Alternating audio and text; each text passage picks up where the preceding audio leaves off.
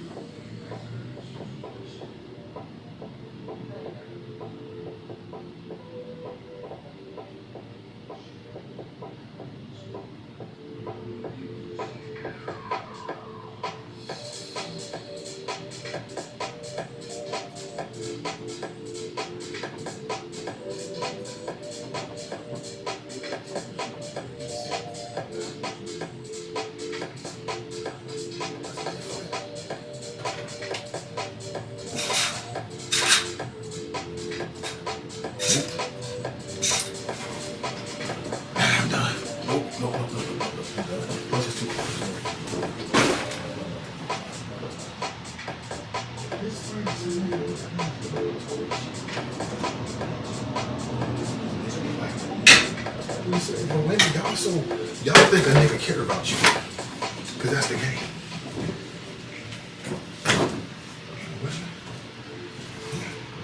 You don't know. You just don't know how to honor yourself.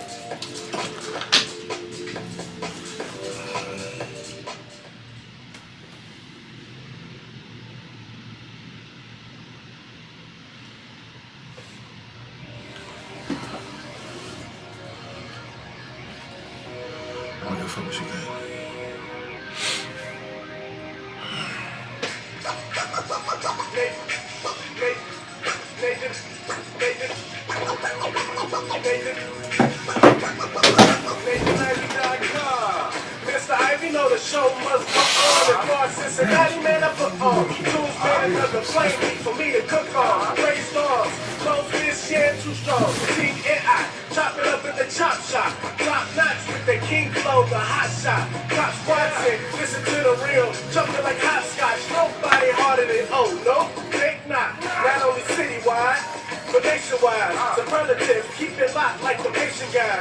Put the truth in the airways, we talk about it. Brand new like the 10th place, let's be about it. Who got the info about it? Ain't him. Trying to be a rapper, gotta live it when they play him. Staying in my lane, they ain't gotta okay him. Who the host with the scoop? Yeah, they gon' say him. Ivy, so superlative like a bag of ripples. One with a princess, Cincinnati red tag. One time with my people at. T-N-I with my people at. It's the 5-1-3, yeah, you know the flow. What's the word, Nate? Let them know the show. One time with my people at. T-N-I with my people at. People at.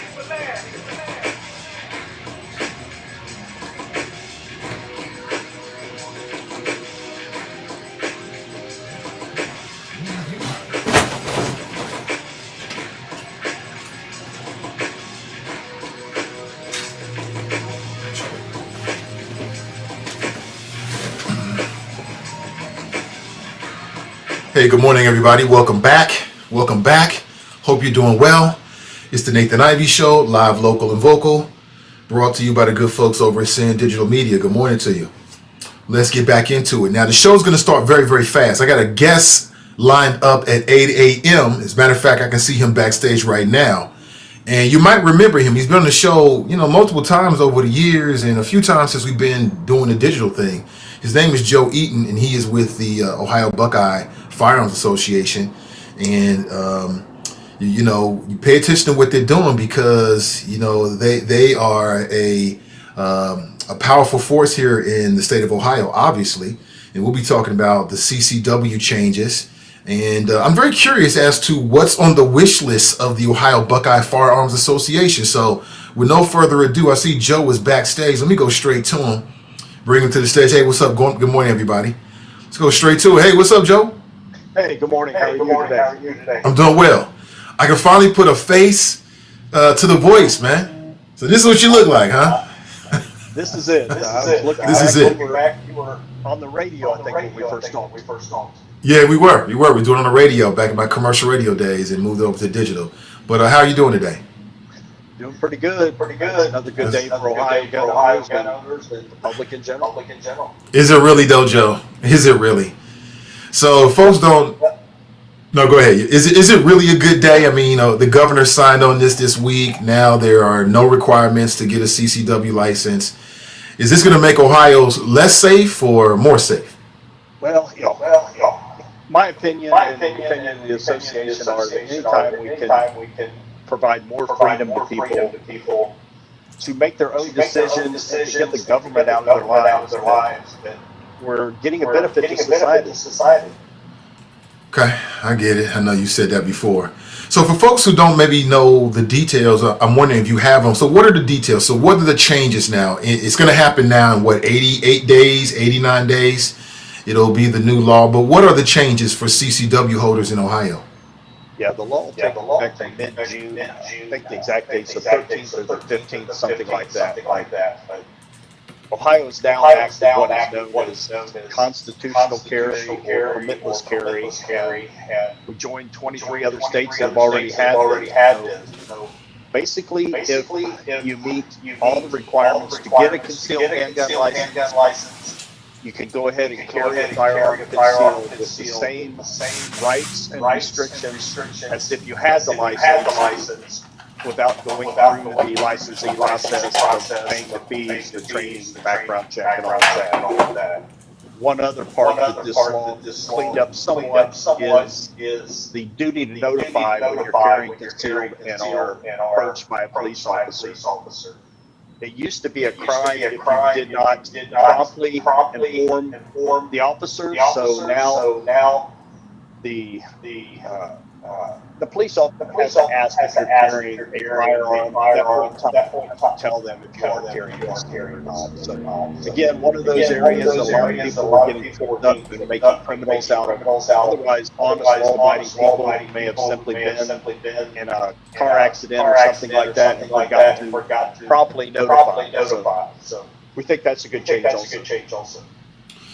Yeah, I got a few issues with it, but two things. So I'm picking up a little bit of an echo on your end with your audio. I'm not sure where. Yeah, it's probably coming from whatever the source is. Yeah, people are responding to that because I definitely want to make sure people can hear what you have to say for our conversation this morning. So Joe's working on that. Well, he's working on that, folks. We're speaking with Joe Eaton. He's with the Ohio Buckeye Firearms Association.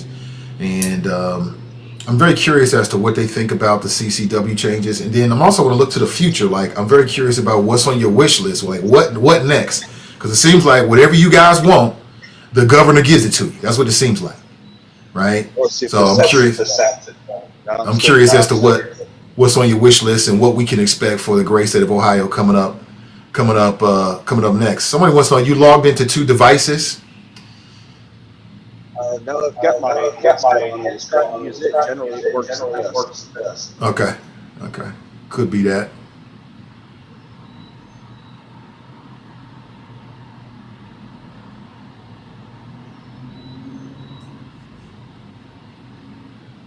Let's see if this.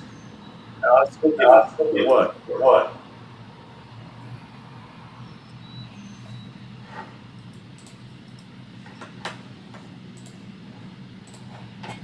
All right, let's try this. You still there? Oh, that's even worse.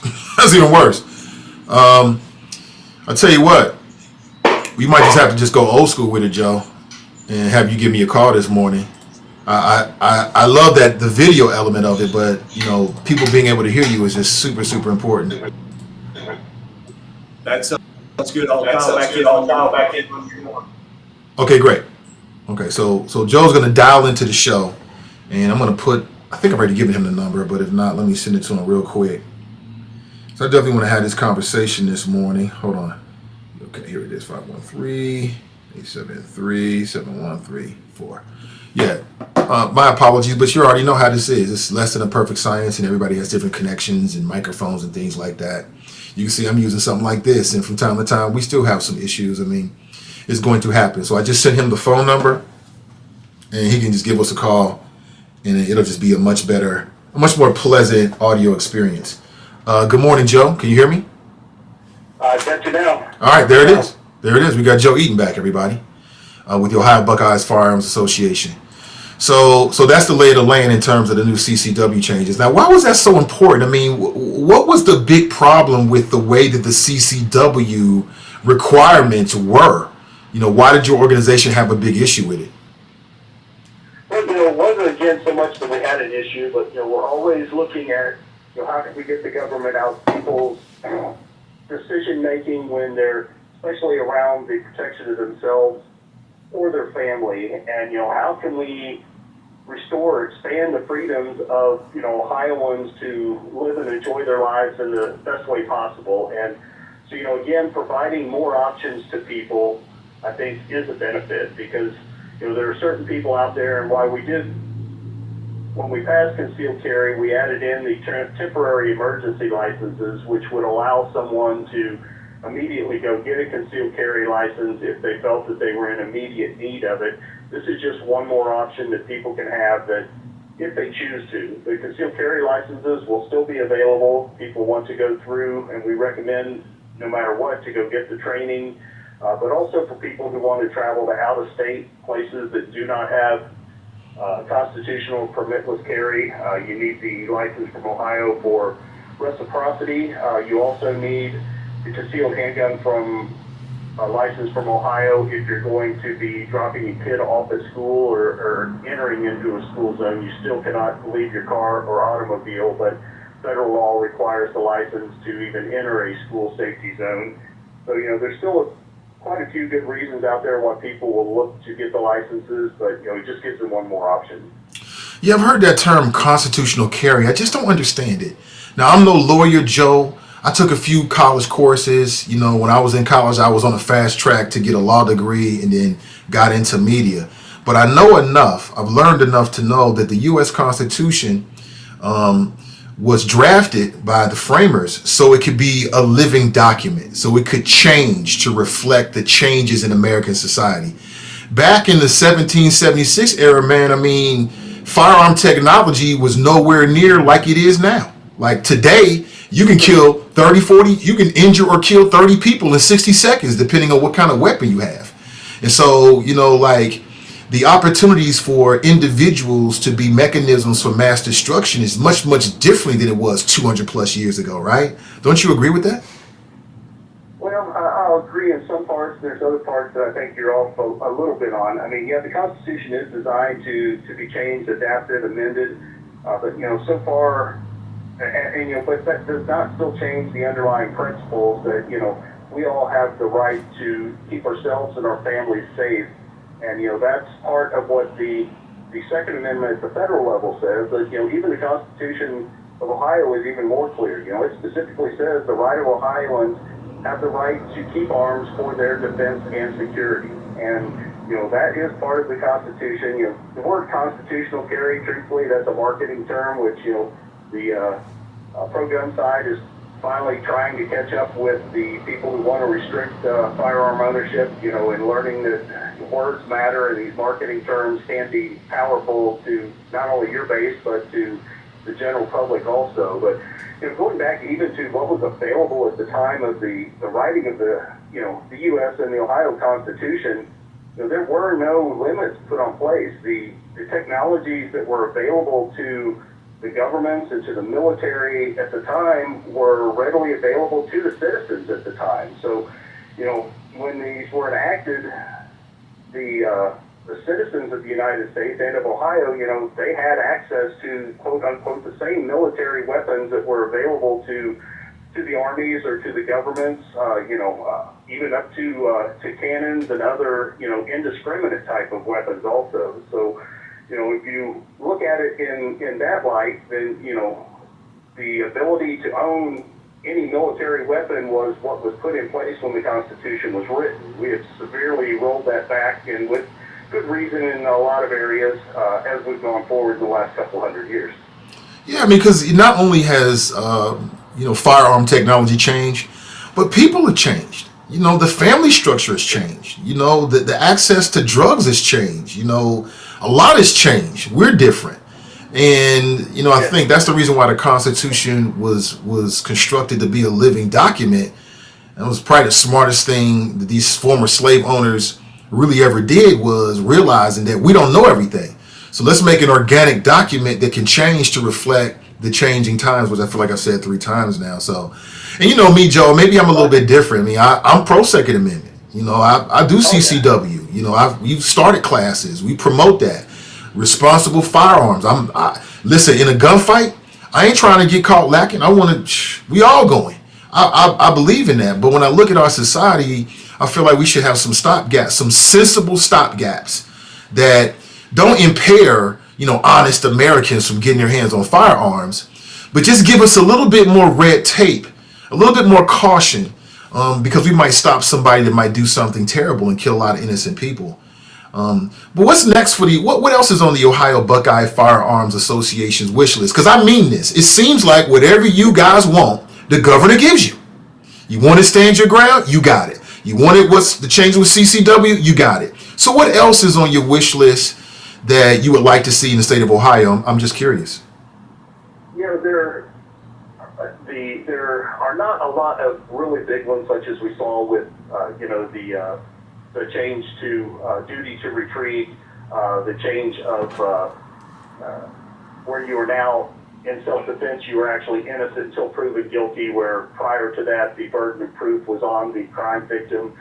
Those are the major ones that we've worked hard for decades on. You know, there's still a lot of small cleanup. In fact, even in this current bill, which allows people the right to carry without getting a license, you know, there are still restrictions in the concealed carry laws that would have somebody who is perfectly legal at the federal level to purchase a firearm. They're perfectly legal in Ohio to openly carry a firearm, but because of some additional restrictions on concealed carry in Ohio, you know, they still may run afoul of the law if they was to get into their automobile at that point in time. So there's still some strange issues there that we need to get cleaned up. Some of the other ones that we have been looking at and are still working on is, you know, emergency powers types of acts, you know, would not allow the government to, you know, declare emergencies and confiscate firearms. You know, that was something that was big going back as far as Katrina. And, you know, as we see more and more unrest going into different cities, we want to make sure that the governments don't have the power to disarm you, me, and the rest of the general population just, you know, at their whim or their declaration of emergency. A couple other things that we're looking at is earlier in the session, or last session, I guess it was, we changed cleared up the law so that, you know, a knife is no longer considered a weapon by default. So, you know, your pocket knives and everything else that you carry can now be carried legally. That is at the state level, but unfortunately each individual city can still outlaw specific knives, or, you know, a blade length that's too long or too short. So we still have this patchwork of laws that, you know, could trip people up, even if they're just carrying their pocket knife, or, you know, if they're out hunting or camping or something with a knife in an area that locally may be illegal. So, you know, some of those things we still need to clean up, and we'll be continuing to work on. Is your organization, you know, because we talk very frankly, and I appreciate that kind of relationship with you, Joe. So I'm going to be frank with you this morning. When as a black person, I speak with a lot of black folks, you know, my audience primarily black folks. A lot of black folks believe that these changes in the laws are targeted at them. They feel as if, generally speaking, that white people are generally afraid of black people, and that these kind of decisions, these kind of moves are put in place to allow them to legally, you know, brandish, fire down on them and get away with it. Have you heard that? Is your organization sensitive to that, or is your issue the government? I keep hearing, you know, the government. It's a yes and no, because, you know, I can't argue that the media sometimes promotes those type of narratives and, you know, puts the focus on that. We even have legislators that see that as the focus. But, from our standpoint is, everyone, regardless of your race, where you live, economic, social, education, gender, you have the right to make your own decisions yourself. And, the thing that always gets lost in this, and I know you and I even went over it with the burden of proof and with the stand your ground, is that none of these changes to the self-defense laws or to your ability to carry make any changes whatsoever in what is actual self-defense.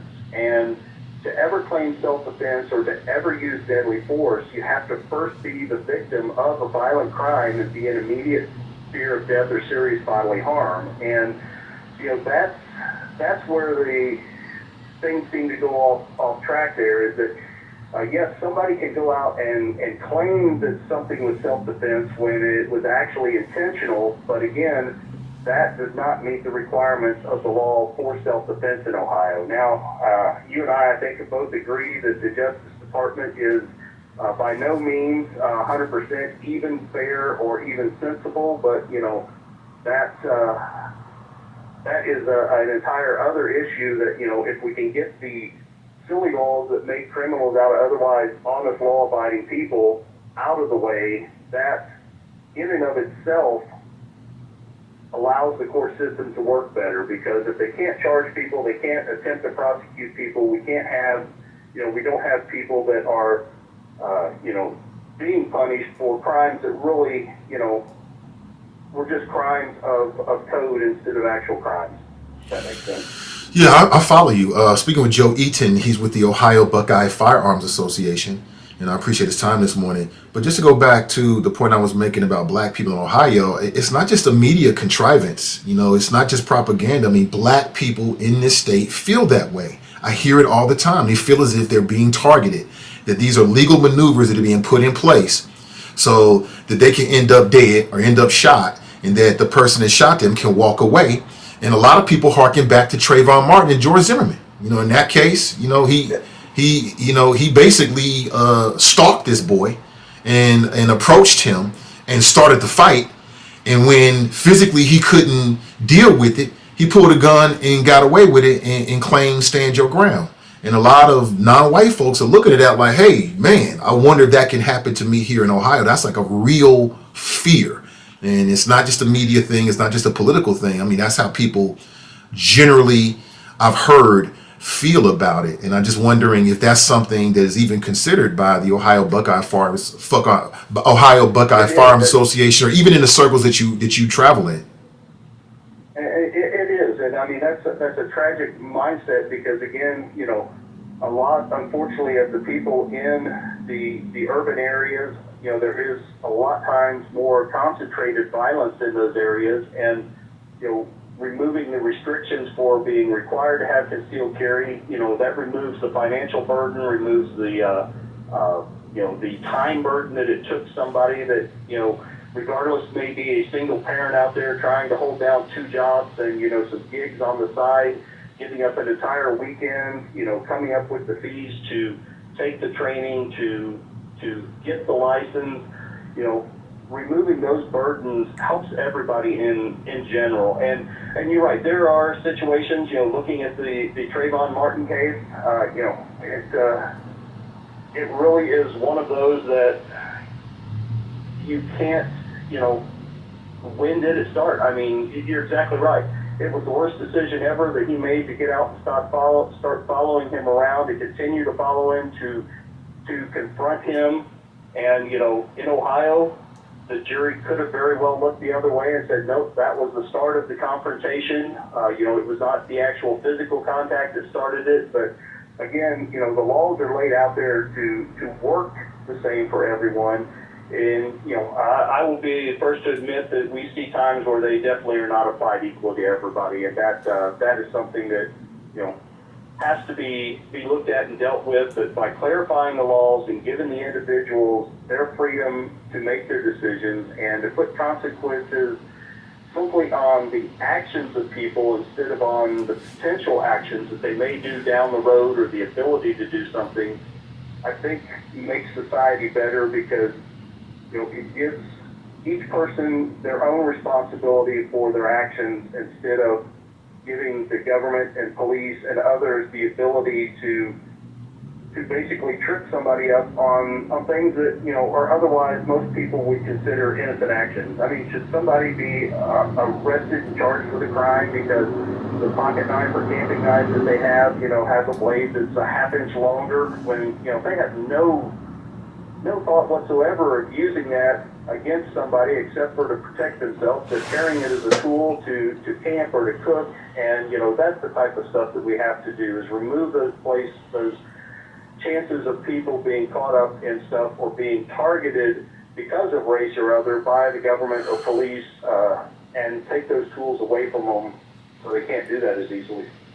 Yeah, I'm on the fence about that. Like, on one hand, I'm with you. It's kind of like it's a half an inch longer. What's the big deal? On the other hand, it's like if you're going to carry a knife, you're an adult, then learn what the laws are. If the law says it's only 6 inches, then only have a blade that's 6 inches. How hard is that? We have a whole bunch of rules and laws that some people might feel are, not necessarily all that important, but we as responsible citizens have to know what they are and either adhere to them or not. And if we don't, we run afoul of the law, and you have to deal with serious consequences. Speaking of law enforcement, I know that law enforcement in Ohio, the FOP, a lot of organizations, police chiefs, they were against this. They felt like this would make their jobs more difficult. They might put them in jeopardy. What do you think about the opposition from the FOP and other law enforcement organizations, police chiefs from around the state? Why not listen to them? Because they're on the front line. And that's true. Their input is something that everyone considers, but you have to look at what is, where the input is coming from, how reliable the input has been in the past, and truthfully, the FOP and a lot of those organizations along those lines don't represent the true rank and file of police departments. They oppose concealed carry from the very beginning, where we would have thousands and thousands of police officers out collecting petitions with us and working to get concealed carry enacted, simply because the day-to-day officers realize that they have wives, they have brothers, they have mothers, they have people out there who need this ability to make that decision themselves on whether they want to carry concealed. It is interesting because one of the few police organizations that, in our opinion, looks at the actual issues and makes good input is the Buckeye State Sheriff's Association. And it's funny because the sheriffs in Ohio are the only police officers that are actually elected and responsible to the people in their communities. All the rest are appointed or hired and basically, serve at the whim of other political entities. So it's always interesting to see, the differences in opinion when the police organizations have to serve the public instead of serving, a political position. But, that's something that they look at. This in particular, they were opposing the change of the duty to notify because they wanted the ability to charge somebody with a crime if they didn't promptly notify. But we have had a case here in Ohio specifically where a person was involved in it was some type of automotive incident, and he notified the first 4 police officers. He remembered that came to the scene. A 5th officer showed up that he either did not recognize as being new or, something along those lines. That 5th officer found out he was carrying concealed and charged him with failure to notify. And that does not serve society in any way, shape, or fashion. And again, it goes back to this officer had this tool, whatever his agenda or mindset was, that he thought he was doing society a favor by charging this person who had been in an auto accident with a crime simply because they had, he had obviously tried to do everything that he could to notify the first 4 officers, but, missed the 5th one. And that's the type of stuff that just really should not ever be a part of law anywhere. Yeah, I agree. In that example, that seems to be a little bit an extreme case. He tried to tell the 4 officers, hopefully in that situation, do you know what happened in that case? Did the prosecutor actually prosecute? They went ahead and prosecuted, but it was dismissed later on. But again, you Okay. still have that, It was dismissed. charge on your records. You still have the fees for that. You have all True. of this other items that impact people directly, and that's like I said, there's absolutely no benefit to society from allowing police and other people to have that arbitrary power to use as they see fit. When, you know, I think we can all say not notifying the police officer is very unlikely to be a you know, something that does society wrong. Yeah, I don't know about that, Joe. I mean, if that, it's like seatbelts. You know, there's people that's been charged for not having seatbelts on. They were in automobile accidents, and they actually ended up injured because those are the rules. So I think society, if we have a rule that's put in place for overall general public safety, and I would argue that notifying the police officer that you got a weapon in your car is about overall community safety, the safety of the individual in the car and the safety of the officer. If that's what the rule is, then you enforce the rule. Will you have a couple of examples here or there with extraneous circumstances like, you know, these anomalies like you just described? Sure. But that's the cost of a freer society. I mean, it is what it is. I mean, I'm glad the person wasn't indicted. And I'm sad they had to spend money for fees and time away from the job to go to court and all that kind of stuff. But this is the road. In an effort to keep us all safe, generally speaking, you're gonna have these anomalous situations that happen from time to time. That's really no big deal. I think the larger issue is when a police officer is walking up to that car, making sure that they're not feeling super insecure that there might be a gun in the car. I think that's the bigger issue. Just me. And yeah, and you know, there are informing police officers, having that dialogue is something that can and should still happen. But you know, should it be an actual crime if the person doesn't? And that's where the disconnect has come into that. And you know, it's something that we have to look at in every form or fashion, because I mean, you said it, freedom is messy, but you know, putting that onus on the individual and giving them back their freedom to choose or not to choose, I think is a benefit, because you know, I think most people will agree that, you know, as messed up as society has gotten, as you said, over the past 200 years, the majority of people out there are still good people looking to do good and to, you know, have a safe and productive Ohio to live in and raise our kids in. So, you know, you're always going to have these outliers, and you have to look, as I said many times, as a whole. What benefit does it do to make a criminal out of this otherwise honest, law-abiding person? Again, seatbelts, and there's a lot of things like that. I mean, yes, like you said, freedom is messy. Yep. In closing. Yeah, no, I was going to say, you mentioned, you know, knowing the laws and understanding the laws, and that's a good point, and that's a great thing. While the concealed carry training is still, in my opinion, very, very important, and why, you know, our organization has almost a dozen training classes on the schedule that people can take this summer.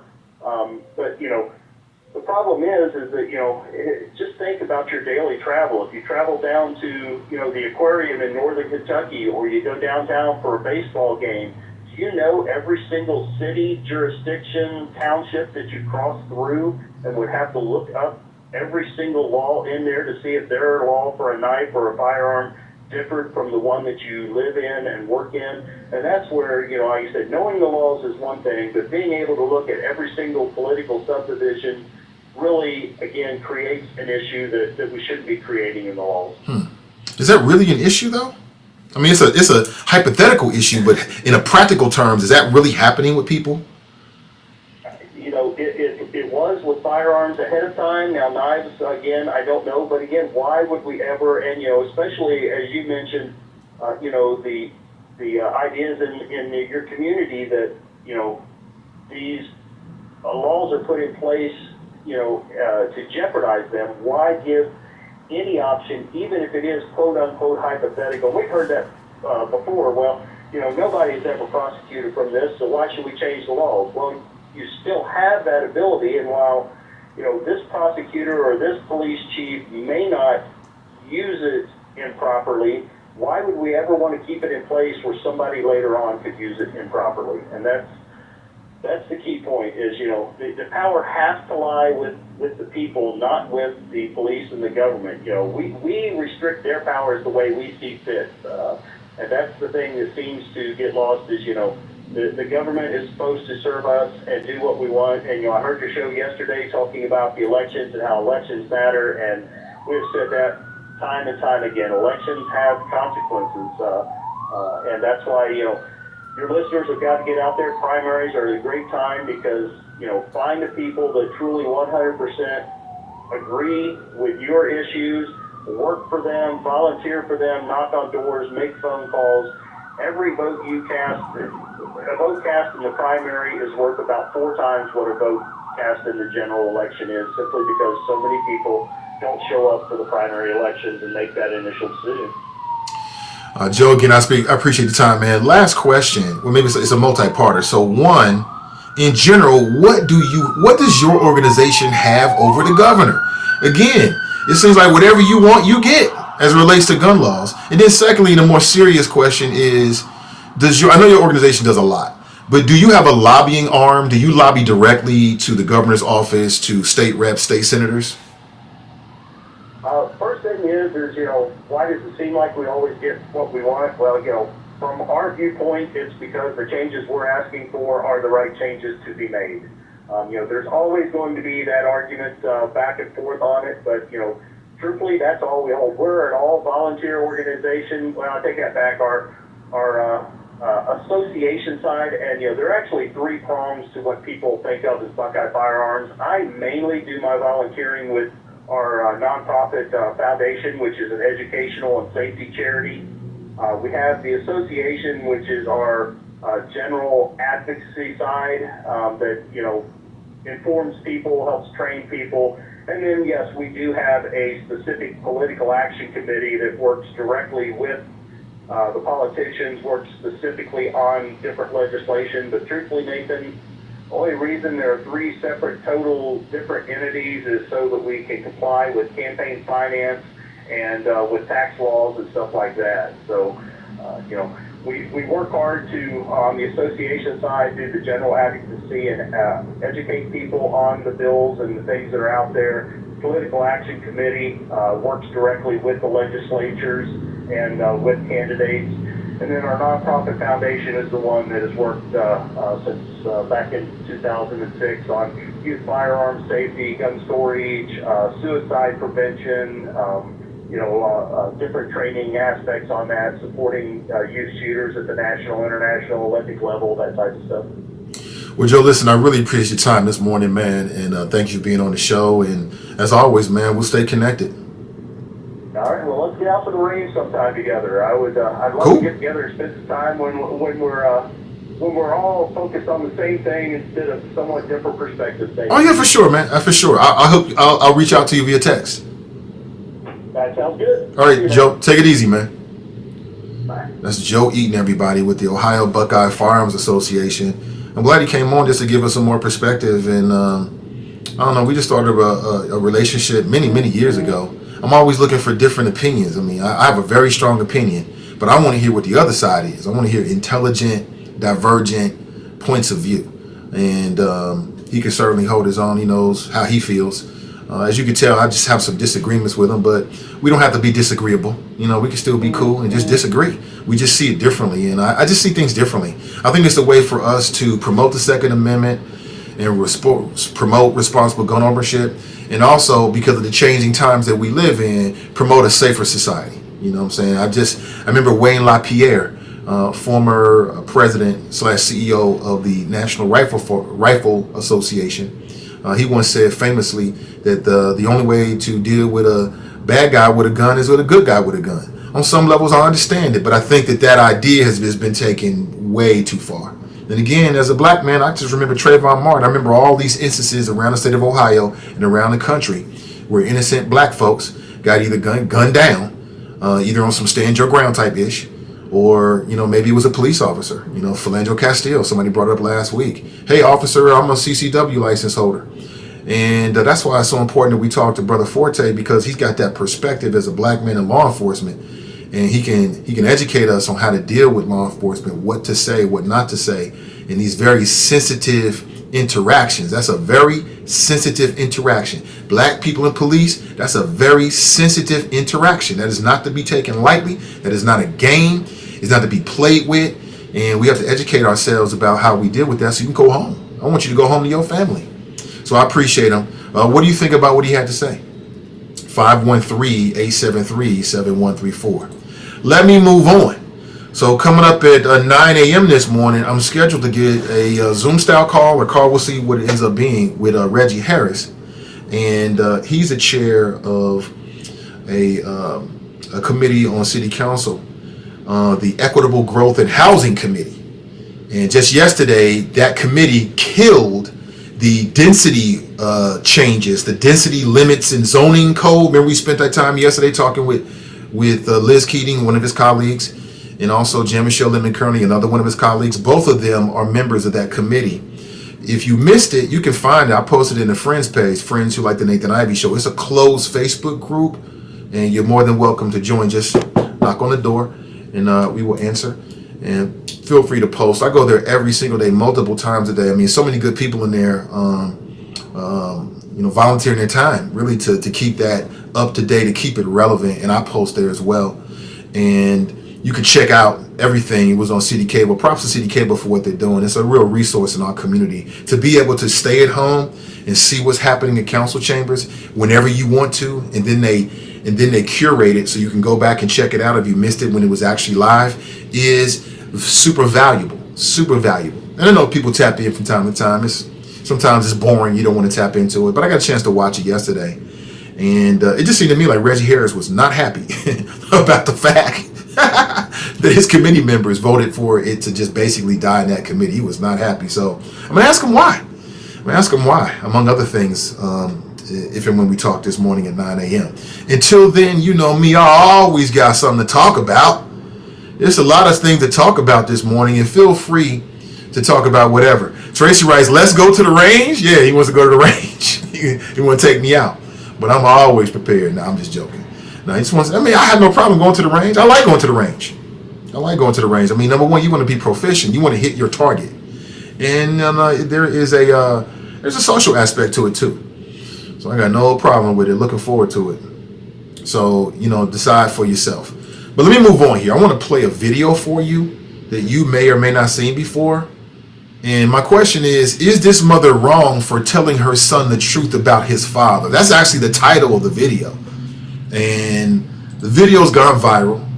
And it depicts a black woman in the car with her son. And she's sharing with her son some very uncomfortable truths about her father, or his father. And the little boy is just beside himself. It made me think of my own boy. I got a boy as well. He's 7 years old, Junior, little Nate. And I'm very sensitive to these things. And I wonder if some people are thinking that this woman was wrong. And I'm going to play this video for you. It's very emotional. I'm going to tell you that right now. It is very emotional. So if you're an emotional person and you're subject to be in tears, you might want to pull over. You know what I'm saying? Everybody, you may not believe it, but I'm a very emotional person. So it makes me good at my job, because I give a damn about what I'm talking about. I ain't just talking shit. I mean it. Every word. And I feel it. I'm very empathetic. So I'm going to play this video for you. And then I do have an issue with it. I have a major issue with this, actually. A major issue. I mean, I can't state it enough how much of an issue I have with this. But I'm going to roll tape and tell me what you think. He got in trouble being bad. He got in trouble being bad.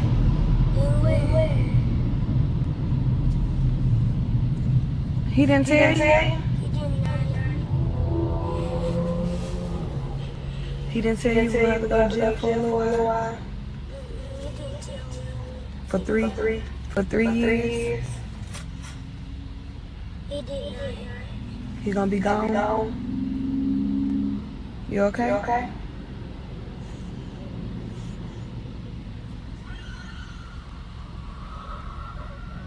Don't.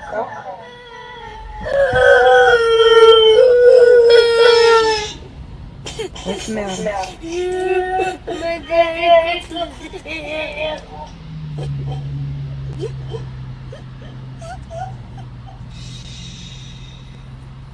I told you it was emotional. I told you. Oh my God, it's so emotional. So emotional. So basically, Pops is on his way to the joint for 3 years.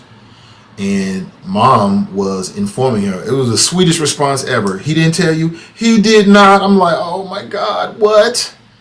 He did not? Oh my God. Oh my God. That's a black love right there. And some folks are saying or asking whether this mother was wrong. And I'd like to know what you think. Was she wrong to tell her son about the fact that his father was going to jail?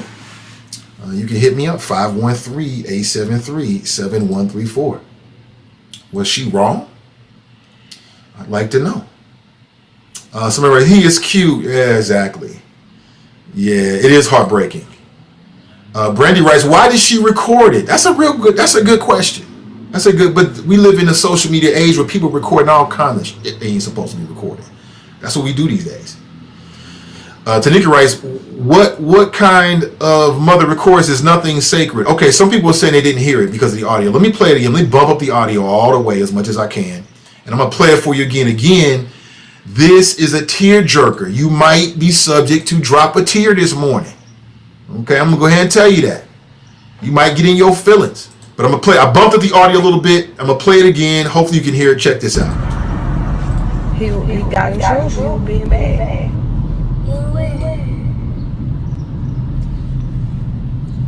He didn't tell you? He didn't tell you we have to go to jail for a little while? For three years? He did not. He gonna be gone? You okay?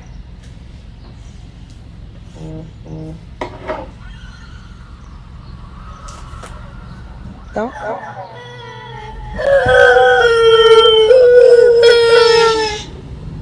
What's the matter? My dad.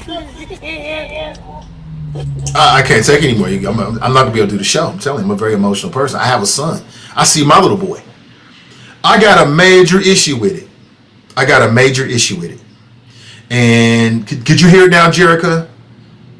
Could you hear it now, Daryl? I want to make sure you guys can hear it. Daryl writes, she had him on social media as a child, stupid, shameless. Cruther writes, no, she wasn't wrong. Why lie? Timothy writes, what was she supposed to do? Shannon writes, why record? Cass writes, at what age are we able to start being honest with our kids? Betting public sports show, that's fame. He writes, every goddamn thing doesn't need to be videotaped. She wrong. He too young. Brian's in the house. He writes, good morning. And now you get to my point. I think that the father needs to explain why he's going away to his son. Correctamundo, Leo's son. That's my biggest problem with it.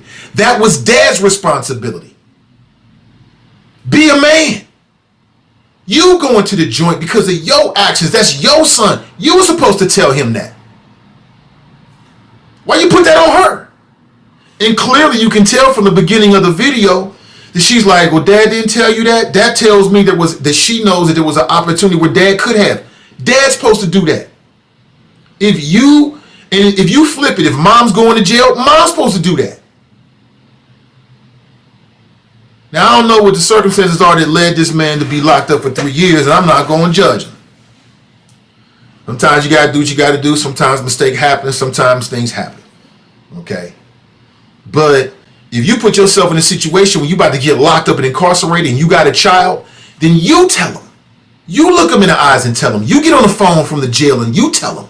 You deal with that emotion. You don't put that off on the other parent. That's my biggest issue with it.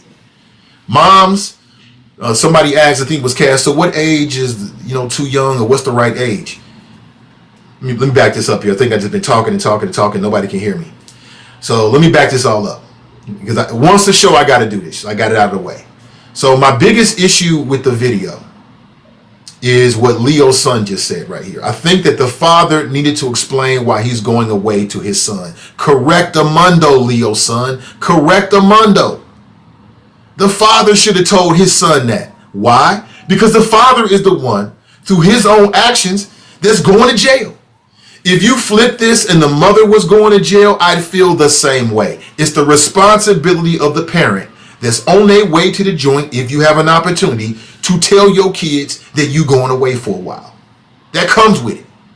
You the one with the kids, you the one that made the actions, so you got to deal with it. Why you put this on mom? Why does mom have to explain this, but dad's the one that's going to the joint? I don't get that. That's my biggest issue with the video. My biggest issue with the video is not her telling her son. I wouldn't videotape it. I don't know why she videotaped it. That's that social media stuff. Everybody wants to get clicks and all this kind of stuff these days. I mean, from a talk radio standpoint, I'm glad she did. It gives us something to talk about on some levels, but I ain't gonna videotape that and put it online. Why would I do that? But that's a minor issue. The major issue is, why is mom saying this? That's supposed to be dad. Be a man. Be a man. If you man enough to go out here as a father and commit crimes that might put you in a position that you got to be incarcerated and be away from your children, then gosh darn it, you got to be man enough to look your kids in the eye and tell them. Or maybe you can't look them in the eye because you're incarcerated. You got to get on the phone and tell them. You got to have that moment. And again, it's not gender-based, it's responsibility-based. I feel the same way if it was the mother. If the mother had committed a crime and she on her way to the joint, you got to tell your kids. Don't put that on grandma or the father or the sister. You do it. You do it. And I'm looking at this video like, he should be having that conversation with his son. It's a very valuable conversation he should be having with his son. Not putting that issue on the mother. Okay, that's my biggest issue with it. Secondarily to that, and it's a way down the road, is she put it on social media. But everything's on social media these days. Everything. You know what I'm saying? It's the world we live in. There is no privacy. There is no intimate moments. Nothing's behind closed doors. Everything is fodder for social media so people can get a social media following and become an influencer or whatever their point is. But again, I'm red hot mad about this. I'm red hot mad about this. You do it. A couple weeks back, we watched a video of a black man that was taking his daughter to school. The daughter obviously was having some issues. This black man, instead of dealing with it as a father, some things you got to deal with. You had one assignment: get your kid to school safely. He couldn't even do that to myself. Go back in there and tell your mama. What? What? What? No. I'm taking you to school today. We gonna deal with this. Mom's she gonna do whatever she gonna do. And at the very least, you call mom and tell her why you doing that. What's going on here, man? Where are the men these days? Be a man. That's unmanly.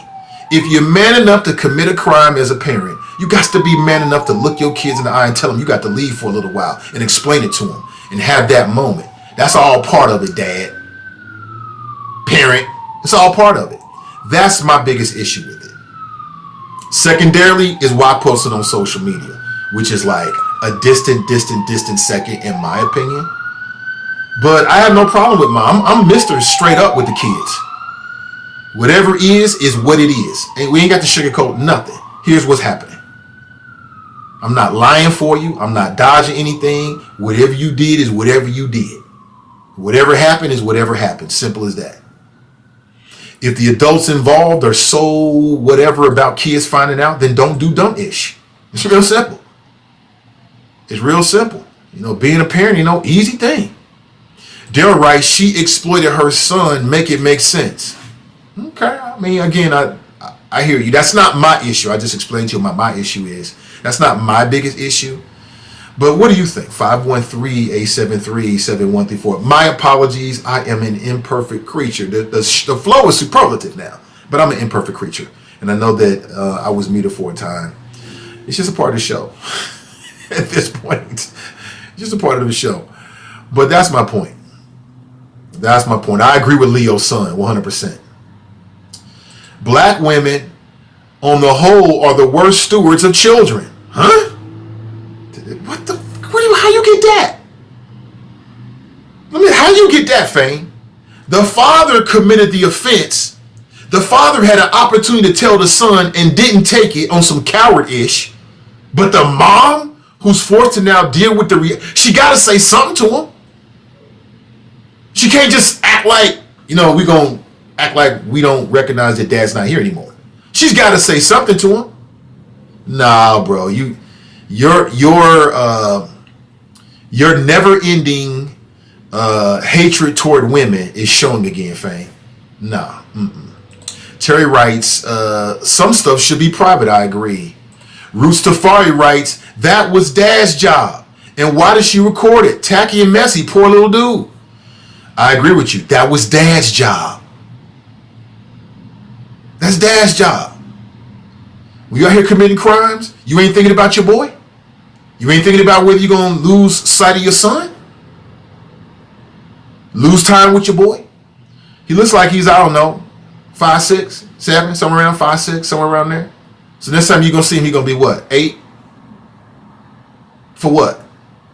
I don't know what the charge was. I'm not here to judge, his criminal whatever to some degree, though I think I'm coming across as very judgy. So maybe I am being judgy. Shit, let's be real with it. In the court of public opinion, maybe I am being judgy. I'm judging the way that the father handled this. You deal with it. You go in there and sit down and tell your son and look your son in the eyes that I got to leave you for 3 years. Because dad was doing whatever dad was doing. That comes with it. That comes with it. That's just me. Timothy writes, why would the father end up in jail with the child to take care of? People do things all the time. Desperate people do desperate things. So you already know. Nobody thinks they're going to get caught. That's number one. Nobody commits a crime thinking I'm going to. Well, sometimes people commit crimes, don't give a damn. Some people don't care. They don't give a damn about jail. I did what I did, period. Okay, great. But nobody, generally speaking, thinks they're going to get caught. So he probably didn't think he was going to get caught. I don't know what the charge is. He wasn't thinking he was going to get caught. He might have been, trying to get that money for his son. Who knows? But all I'm saying is, once the deed has been done, the case has been closed, the sentence has been brought down. If you're a mother or if you're a parent, it's on you to sit down. Don't put that shit on the other parent. You sit down and tell them. It's going to be difficult, but you got to do that. That's just what it is. Brian writes, wow, why post on social media for likes? Stupid for lack of words. Somebody writes, the dad's to check his itch. Best believe if an Ethereum mother did that, she would be beaten. What? What? Checker? What? Habisha King? What? Habisha what? Man. No. If anything, the mom should have checked dad. If I was the parent, if my wife go to jail for something, you gonna tell the kids. You tell them. You call our children. You tell them on the phone from the prison, whatever, and you tell them. Now, if you're not going to, that forces me, and I'm gonna be pissed about that, because now I got to do your work. Now I still got to deal with the aftermath of it. I'm living with the children every day, and I got to deal with mommy's not here. But at the very least, you got to be responsible for what you did. Simple as that. Mika writes, no, he is not okay. Why would she post something like that? She could have just sent that to his father only. True. I can see video. I can see that. I can see her videotaping it and then send it to the father like, look, this is what you... And I would say, man, listen, wifey already know. And I already know. Listen, you better handle that work. You better get in here and handle your responsibility. So I can see her videotaping it like, look at what you caused. I had to do your work. You didn't tell your son the truth, and here's what it looked like. Because you ain't gonna get off, and you're gonna deal with this emotional moment right here. You ain't gonna shirk your responsibility. You ain't doing that. You ain't doing that. Y'all need Orthodox Christian church manners and etiquette, dirty laundry, never for the streets in public, or go to the Nation of Islam if you hate Habisha Orthodox churches.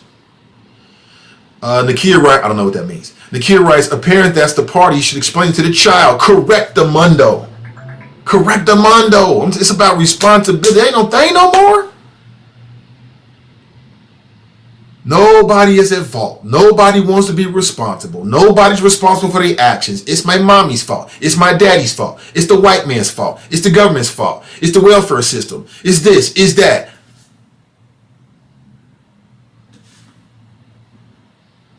Della writes, it's time we call out stupidity. That was a stupid act. Really? I think it was stupid. I mean, I think it was tragic and necessary. Like if you raising a kid with another person, and this person go to jail, and they don't tell your kids, you got to tell them. Now, putting it on social media, that's a bridge too far. I would never do that with my kids because I don't see what the utility is in that. Like, what's the functionality in a way that helps our family unit? I don't see that. I don't see any functionality out of it whatsoever, other than the fact that now that it's out there, people like me can pick up on it and talk about it and kind of reinforce our belief system. So I wouldn't even be thinking about that with my children.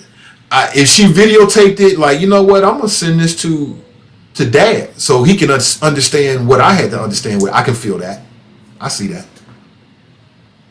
Jerica writes, she wasn't wrong for telling him the truth. She was wrong for recording it and posting it on social media. It could have been that dad did not think the child was old enough to know the truth, but mom did. Dad didn't think. Nah, I hear you on this. Okay, we both agree she wasn't wrong for telling him the truth. She was wrong for recording it. I don't think she was wrong for recording it if she kept it in the house. Like if she recorded it and was going to send it to dad, like, look at what you caused. I have no problem with that.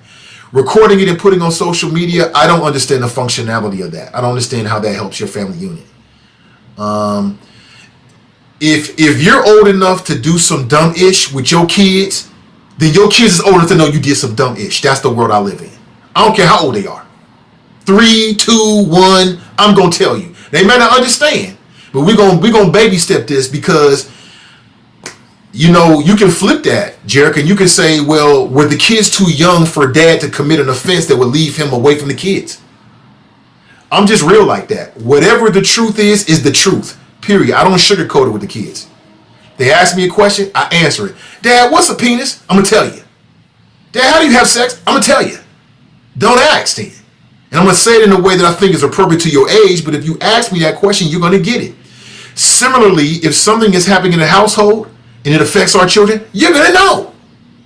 Dad did this. Mom did this. It is what it is. I just feel like parents, this is what you should think about when you have kids. You should think about this because it's going to impact your children. That's just me. So let me put that to the side for just a minute or two, okay? Because as I told you at the beginning of the show, we have another guest scheduled to come on at 9 a.m., Cincinnati City Council member Reggie Harris. And he is the chair. He is the chair of the Equitable Growth and Housing Committee. And as I understand it, I could be wrong about this, I understand it, there was a very controversial ordinance that was killed in his committee. Now, I watched it. I wasn't there, but I watched it. I could tell he wasn't happy about it. He wasn't happy about it. And, you know, when this was brought to my attention, maybe like a couple weeks ago, I started doing my due diligence, as always, and doing my homework so I could formulate an opinion. You know what I'm saying? I tried not to just talk behind the microphone, and I haven't really thought about it and really did any research. So I did that. You know how I feel about it. I wasn't in favor. I thought it was the wrong direction, but I was just curious as to what, you know, how Reggie looked at it. And I see he's backstage right now. Hey, Reggie, can you hear me? Okay, he can hear me. So let me bring Councilmember Reggie Harris on right now, and we can have the conversation with him. Oh, that's the wrong one. There it is. Hey, how you doing, Reggie? Hey, I'm good. Good morning. Good morning. Good morning to you, brother.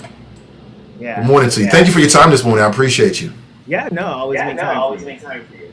Yes, I was just saying, I watched City Council, and I could tell from your committee yesterday that you were not happy. You were not happy at all, and you were trying to be as professional as possible.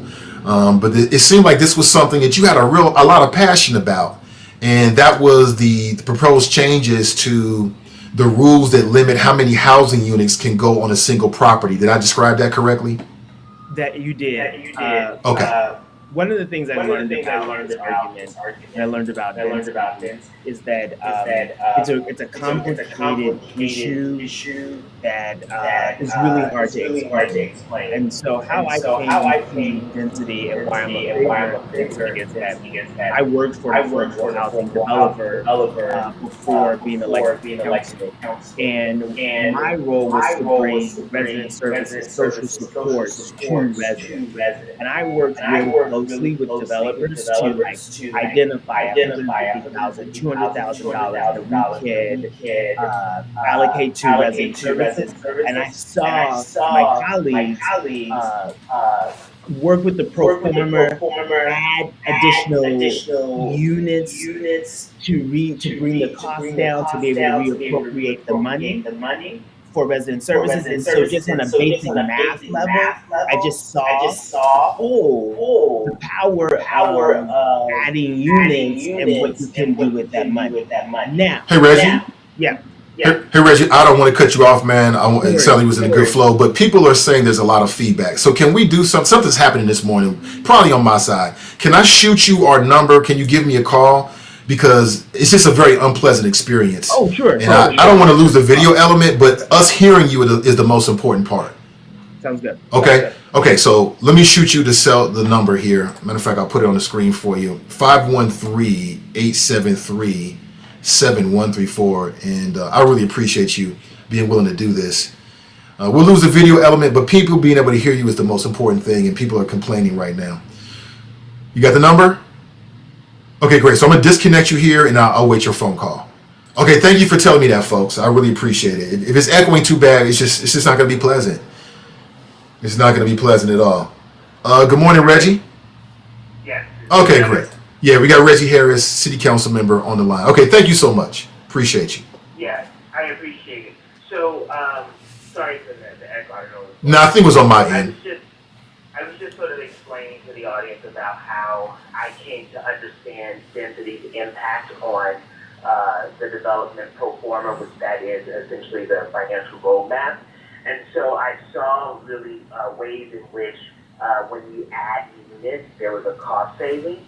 And so where I think this density ordinance went wrong is that it was originally billed as a affordable housing ordinance, and it is not, right? This is an economic development ordinance, and this is a supply ordinance, right?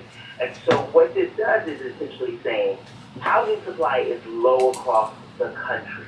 You talk to anyone you know who is a realtor, who is working in real estate, and they will tell you that the supply is low. So this is one trying to adjust the supply. The second piece is that when you bring more people into a community, you bring more dollars, which means you can bring more amenities. Cincinnati, in the early 1900s, before Chicago was the big Midwest city, Cincinnati was that city.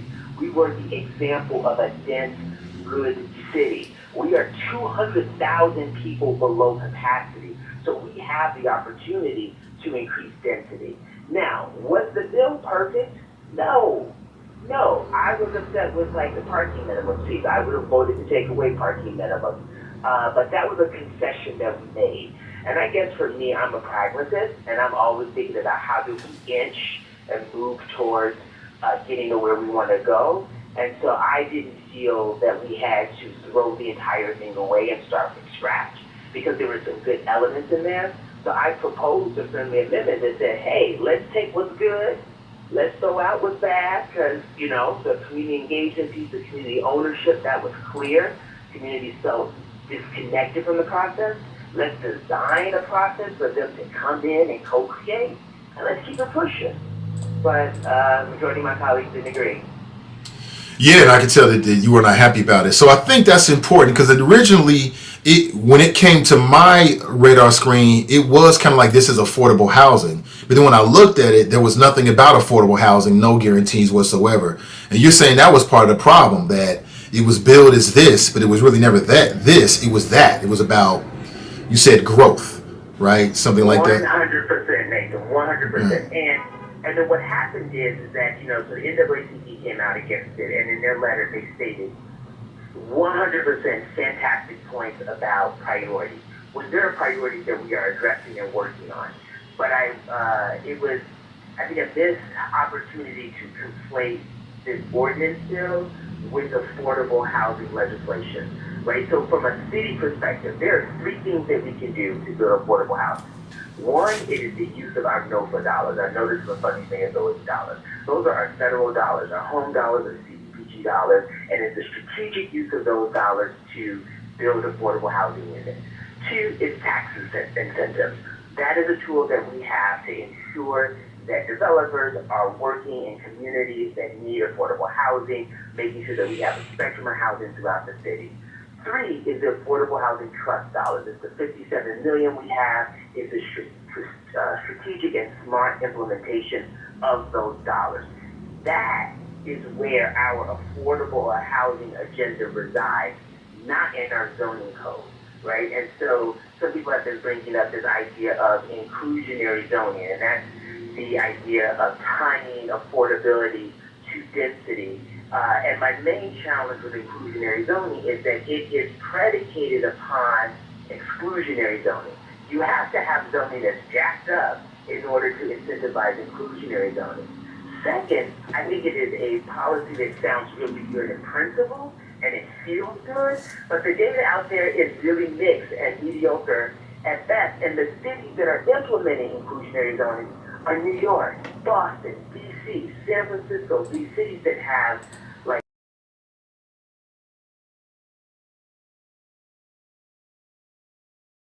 want to disincentivize developers in Cincinnati. We want to use, in my opinion, the carrot versus the stick approach. And the carrot approach is how we use our dollars, how we revise our commercial and residential tax abatements, which we are in the process of reviewing, which is one of the reasons why that Oakley Crossing deal did not get the abatement, because it did not align with our new values. And so the lesson learned is that we actually there's a huge distrust of government, and that we have to do so much more work to show voters our values, to show voters that we are, guided by certain morals and principles. And, if that's what we got to do, we got to do. Yeah, I think you messed up that metaphor, that carrot and the stick, because the carrot was dangling from the stick. They kind of worked together. But, when people, during the election, we heard about affordable housing. So then this comes up, and it's not about affordable housing. So people are like, well, this isn't really a priority, right? Because the priority should be for affordable housing. And then during the committee yesterday, Jan Michelle Lemon Kearney, the vice mayor, she made the point that there's housing in Cincinnati. There's housing in Cincinnati. The issue is there's not enough affordable housing. So while there might be something happening across the country, Cincinnati is unique and different. And as I read it, I just didn't understand how this did anything other than just put more money in developers' pockets. As I read it, and I still don't understand it, Reggie, as I sit here now, to me, as I understand it, and I'll say it up front, I'm no expert. But as I understand it, I spoke with Liz Keating yesterday. I spoke with the vice mayor yesterday. I spoke with a realtor, and I'm trying to have a conversation with a developer because I want to hear what everybody thinks about this. And what I'm getting from it is this ordinance was just going to give more of a carrot to the developers. It was aspirational, but there was no guarantees about affordable housing or anything else. And how was that a good thing? When I saw you on council, I agree with you, like more community engagement is necessary. But what I would say is that the community was engaged and they just said no. I think that people did understand what was in it. They were engaged. They just didn't like it. Right? I think that we saw a very vocal representation that was against it. I don't want to discount their voice, but there were also a number of residents that were in support that were not as vocal, and I think we could have done more work to reach more people.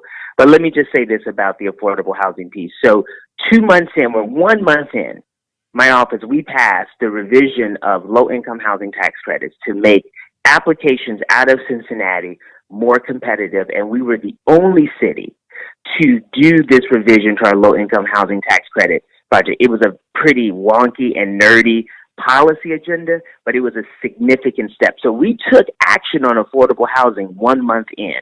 2 months in, we identify a sustainable revenue source for the Affordable Housing Trust, put in one-time fees. Our Housing Advisory Board is meeting at the end of this month to devise a plan to get those dollars out of the door. That is movement on affordable housing that had not been seen in the past decade. So, I want to push back on this idea that we didn't come out of the gate strong on affordable housing, and that's not even it. So that's the first piece. I think the that's second fair. piece is, I think that's fair. I think I appreciate that. And that the second piece is, I think, again, the conversation got conflated with zoning and affordable housing. And so let me say a step back. A fair point is that it was about timing. Was this the best timing to deal with zoning? No. Strategically, no. It wasn't the best timing, right? But again, we want, and the mayor is passionate about transit-oriented development, which is something that's going to be coming down the pipeline. We are passionate about the same thing, and additional dwelling units. Density is here to stay. This conversation is here to stay.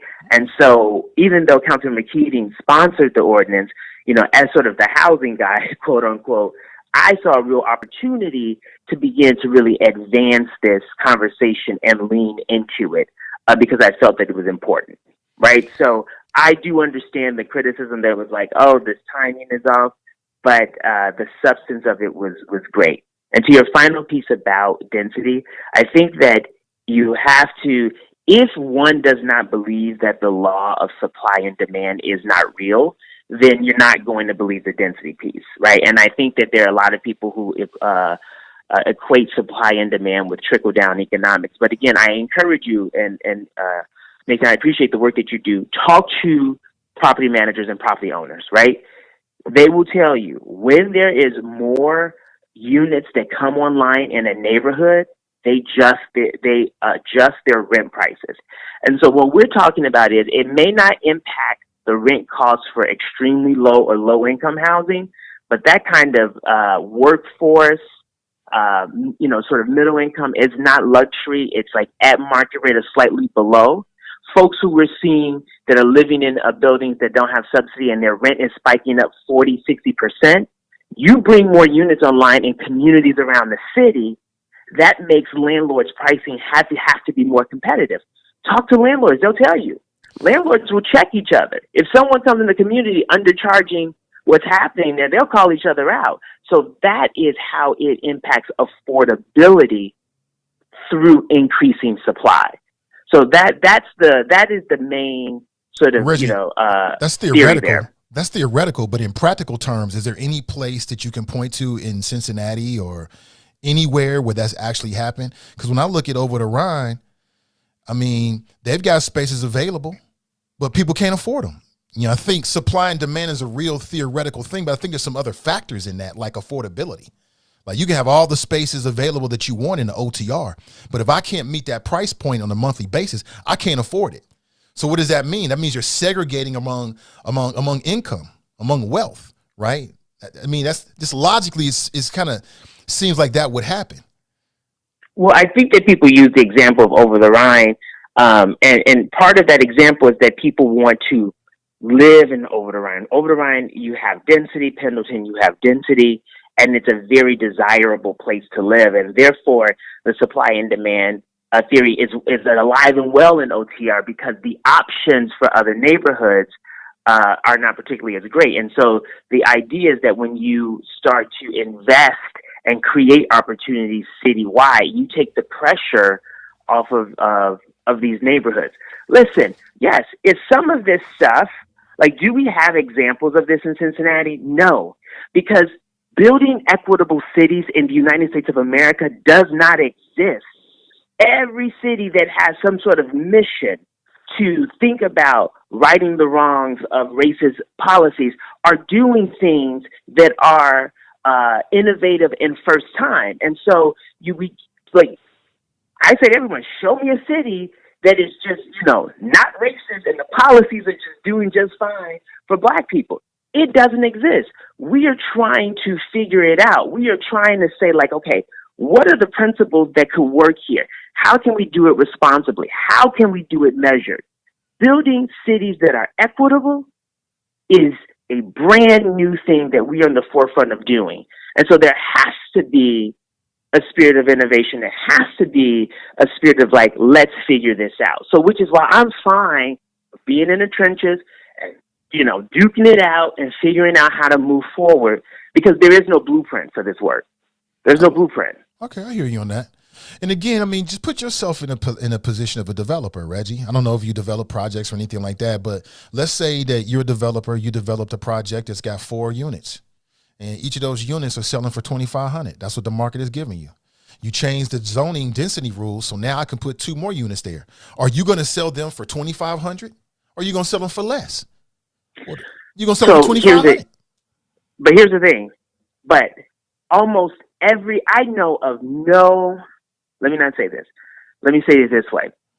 In Cincinnati, almost every development comes to the city for some sort of incentive, from tax abatement to dollars. When our tax abatement policies, right, have affordability attached to them, that is how we are shaping the market, and that is what the mayor and Councilman Lansing and everybody on council wants to do with our abatement policies. So you're right that, this doesn't magically mean that landlords are going to pass those savings on. But almost everyone that builds comes to the city for something. That's the leverage that we have. And that is where strong housing affordability policy, I think, has the most impact. Yeah, but Reggie, but you've already said that this was not about affordability. And correct me if I'm wrong, there were none of these strong city incentives in this ordinance. And that's part of the reason why people didn't like it. Because you don't put tax abatement language in zoning language. Okay, well, right? Any kind of let's say it's not tax abatements as an incentive. Any kind of incentives. There was no kind of incentives that would lead to affordability in the ordinance. And that's part of the reason why people that I've heard didn't like it. Because it seemed like it was aspirational rather than intentional. It's a zoning ordinance, right? Again, the affordability piece from a city perspective is in our tax policy, our NOFA policy, and our affordable housing trust. And zoning is one separate issue. So, but the takeaway, right, and hearing the NAACP, the takeaway from this is that a more clear, defined layout of how our tax abatement policy and the use of our housing trust dollars will impact affordable housing will then make it very clear how the two interplay. And what was missing from this was a clarity of how the two are related, which is why I said to my colleagues on the dais yesterday, let us do more work to show how all of these pieces interact with one another, because it is a puzzle with multiple pieces that all interact. So that's what we'll do. Okay. We'll continue to do the work. So this is not dead for you. You're not going to let this die. It seems like you feel very passionate about this. I can tell still. This is what I was elected to do. So the next step is we are getting the final report. So we got our housing report back from the administration. Administration is going to present that to my committee, I believe, on March 29th. That's going to show us what we have done the past 5 years, how many units we've built, in what neighborhoods, and what area median income. That'll be valuable. We're going to use that as a template to understand what we've done and how we need to move forward. The mayor is now working with the administration on the comprehensive review of our both commercial and residential tax abatements. We will outline that and say, here is our new priorities of how we will give out tax abatements for projects and how we can use that abatement process to incentivize affordability. 2. 3, the mayor is appointing new people to the Housing Advisory Board. He expanded it so that he could have more diverse representation. I will be representing council on that board.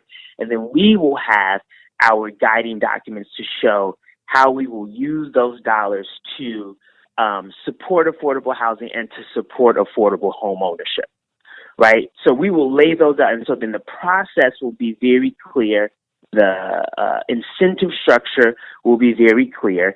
And then we're going to go back to the drawing board on zoning and density. We're going to organize a housing summit where we're going to get community working groups together to work on this issue together. Because like I said, what was missing was co-creating with communities, getting communities to buy in, right? We have to be able to do this together. We are not going to become a great city if there's just this fundamental tension between government and voters, right? And so everything that we can do to bring folks into the process to say, hey, this is what we're doing, this transparency piece is only going to be better for us. So that's the work we're going to do. And we're going to do it for 2 years, and then I'm going to run again, and hopefully people want to vote for me again, and we'll continue to do the work. But I mean, this is small potatoes. This small potatoes in the grand scheme of really great work. So, Okay. I appreciate it. What I would say is I don't think that tension between the people and government is going to go anywhere. I think what you're going to have to do is learn how to be productive and manage that tension, because that's not going to go anywhere anytime soon. But Reggie, listen, man, I really appreciate you coming on the show this morning. And as I've said before, when you're doing the campaign, let's stay connected, open door policy. If something's going on, you want to talk with the people or get a perspective, I'm always here. I appreciate you. Thank you. All right, take it easy. That's Reggie right, Harris, everybody. City council member. He's one of the new council members. This is his first time as an elected official. And what'd you think about what he had to say? And what we learned from that conversation is he ain't letting that go. He says what we need to do is go back to the drawing board, go back to the community, and get more community buy-in, be a little bit more, I won't say transparent, but just make sure everybody understands what this is and what this is not. And he says he's going to get back. You know, on one hand, he says it's small potatoes, but it seems like it's not small potatoes. It's just something that's very, very important to him and to the overall process. I see Brother Derek Dansby is saying that we need to change the zoning laws. Again, I don't have enough perspective, but a lot of smart people that are around me that I see, they're saying that as well. So I'll go with that. Okay, we need some change to the zoning laws. Does that mean that these are the changes? And then, you know, politicians have a tendency to do this. You know, something comes up as a proposal, community shoots it down. They think the community doesn't understand. I think the community understood. They just said no. Like sometimes the answer is no. We don't like this. And I think that's what the answer is. I think there was a lot of smart people, stakeholders, who understood what it was and what it was not. And they just said, we don't like it. And so no amount of community engagement is going to change their opinion. You're going to have to change the ordinance. And it sounds like he might be open to do that. So it's very interesting. Like I said, I could play it for you right now, but he was not happy. He was not happy. He was not happy at all in that committee. And again, shout out to City Cable, man. They do great work for keeping us abreast on what's going on with City Council and Hamilton County Commissioners and a lot of stuff that's happening inside of our city government. And the information is right there. And I understand, you know, it's not as sexy as like Pete Davidson versus Kanye West or something like that, or Kim Kardashian or D.O. Hughley and Kanye West. It's not as sexy as that, but, you know, politics start locally, and we can't bellyache about what's happening if we're not taking at least a small steps to tap into shows like this or to tap into City Cable and get a sense of what's going on. And we owe the investment that we're making in the city of Cincinnati that much, right? We owe our children. We owe ourselves at least that much. And again, that's why I'm here. You know, you don't always have time to break all this shit down. I love doing this. You can check it into the show, and I'll break it down in smaller pieces for you. Because I'm trying to search and understand myself. I don't understand all this shit. I'm trying to figure it out myself. But I appreciate his time. There's one more interview that I'd like to have around this issue. I may reach out. Speaking of interviews, man, we got a lot of interviews, or a few interviews scheduled over the next couple of days. So make sure you tap it into the show. All of them, actually, all of them. I'm always chasing interviews, always chasing people that can come back to the show and we can learn from and, you know, get something out of it. But let's go back to the phones. Good morning. Welcome to the show. Good morning, my brother Nate. What up? I'm loving this, man, on the street stuff, man. This is good stuff. You hear me? we don't have enough people to do interviews like this and to get information we need. The thing that's concerning me about Reggie right now is I'm concerned that he's not listening. You know, you're trying to tell people what they think, and that sometimes that becomes problematic, right? Because if people are hearing what you're saying and they don't necessarily agree with you, and I know he said they're you know, going to build out more commissions and get more input and all of that good stuff. But if you're still hell-bent on, no, I'm correct, this is what we need to do, it's a zoning issue, which, by the way, any zoning issue still affects the communities that you're zoning. So, I mean, the community input is still valid, right? You're like, well, yeah, this is about zoning. Okay, well, you're saying you want to make areas more dense that, number one, are already dense, and those areas are predominantly black and brown, and the people that are in these areas are telling you, like, well, we don't necessarily want it to be, quote unquote, more dense. Dublin, I have an apartment building. If you split my apartments in half, you know what I'm saying, and then try to stick more people in that same building, they're gonna be in a tiny space. That's like, it's like individual quarantines for real. You know what I mean? Oh, really? So, okay, let me ask you a quick question, bro. I want to cut off your flow. So you're a property owner. You rent to other people. Is that correct? yeah, absolutely. So if, let's say, hypothetically, they change the zoning in your apartment, in one of your apartment buildings, and so now you can increase it by, let's say, 10 or 15 more units. What would you do? Would you sell those at a lower price, or would you sell it at the current price that you're selling the other units? Yeah, I mean, what's the incentive to reduce the income, right? The rates for housing are the rates for housing. If a one bedroom goes for, I don't know, $900, $1,200, right? If a one bedroom goes for, which mine don't, and that's because of me, and I make my personal choices that are to make things affordable. But if a one bedroom is $900, right, and I split my one bedroom that I have in half, so now I have 2 one bedrooms, the rate is still $900. So that's when, and a lot of people are saying this, like, yeah, so now you're ending up with buildings like in New York where you got a cracker box size apartment and you're still paying the market rate for that apartment. Because there's no incentive. There's literally nothing that is going to stop there's nothing that's going to stop the landlord from having rents be the same. There's no ordinances that say that you can't. There's no ordinances that tell you what you can charge, right? So you pay whatever is prevailing in the market. And if the market will bring $900 for the same space, even though it's half the size, you're gonna rent that apartment for $900. So I mean, and even if you didn't do that, so even if you say, okay, well then you get some good landlords out there, and they're like, hey, you know what? We're gonna reduce our costs. Because the apartment is smaller, we're actually going to reduce the cost. We're not going to do what the market already does, which is say it's priced by the market, and I'm not going to change it because it's in my best interest. I'm actually going to adjust my rent for the fact that the apartment now is smaller. Let's say you half it, okay? So it's $450 now for the apartment that was $900. But the $450 apartment is still an efficiency. So you're not bringing up families in that space. You know what I'm saying? You can't. I mean, you're talking literally about taking, let's say, an 800 square foot apartment and changing it into a 400 square foot apartment, and then you're going to bring in, mom, dad, and a kid.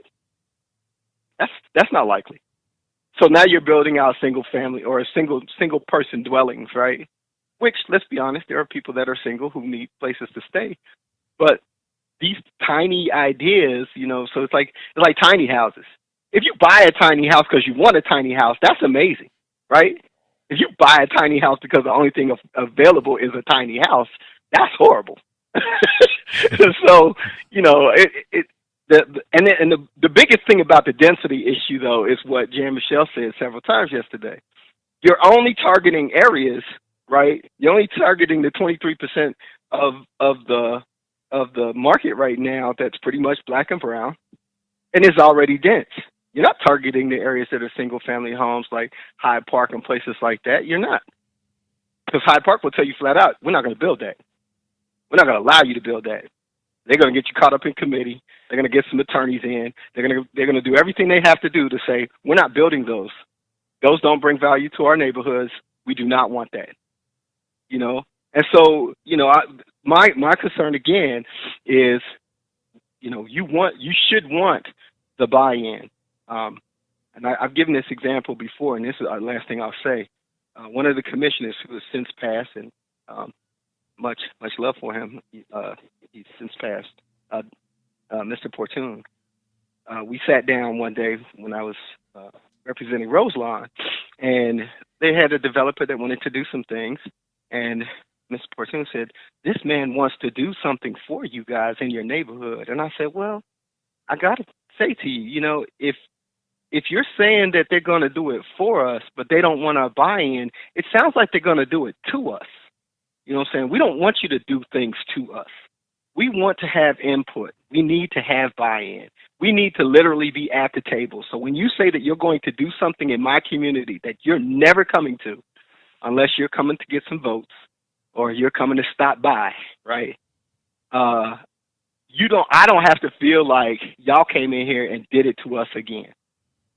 The West End, you know what I'm saying, over the Rhine, Madisonville, all these places where you keep telling us, Roselawn, you keep telling us that you're coming in to do things for us that we don't want you to do.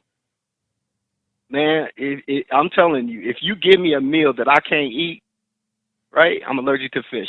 You say, man, I cooked you a fantastic fish dinner and you stick it in my, I'm still allergic to fish. I don't want that. That's not good for me. I can't eat that. And that's kind of how we get treated. So if the brother is still listening, Reggie, if you're listening, man, I think y'all really need to listen to your communities and hear what they're saying to you. Like, we don't necessarily want what you're pushing. And so maybe you want to bring people to the table early and say, okay, so what are you asking for? And some good CBAs would be great, man. We'd like some benefit agreements that have teeth that says, hey, Mr. Developer, if you agree to this and then don't do it, don't tell us you're going to give us 10%. We're going to give you 10% affordable houses in a building that has 39 units. That's 3.9 units. We get it. You didn't even give us a full 4 apartments. You gave us 3.9 units, right? In a building of 40. We're not falling for the false math anymore. We're going to give you 5% on a 600 units. Yeah, no, that's 12. we're not falling for any of that stuff. You know what I'm saying? So, I just hope that the people are engaged. Get to the table, give your input, and again, man, this is about building wealth and continuing on and making sure our families are cared for. Sorry about the long diatribe, bro. I probably. All good, brother. I appreciate you, man. That's Kev on the cell. Great flows as always. Appreciate the perspective. Yeah, I mean, your opinion is the currency of this show. That's what keeps it going. I appreciate it. He said he owns an apartment building. I'm selling it for market rate without a CBA or any kind of incentive. It's market rate. I mean, and just think about the other side of this. So let's take over the Rhine, for example. A lot of people look at that as prime real estate. If you increased through changes in the density zoning, the amount of units that you can have in over to Rhine, it's not going to affect the cost, in my opinion. What it will affect is other neighborhoods, because people who are living in other neighborhoods who can afford to live down there are going to move down there. And people who live in other neighborhoods who can't afford to move down there are going to be stuck back where they live. Wouldn't that create on some levels even a more highly concentrated, more areas of low income or moderate income folks? How does that benefit?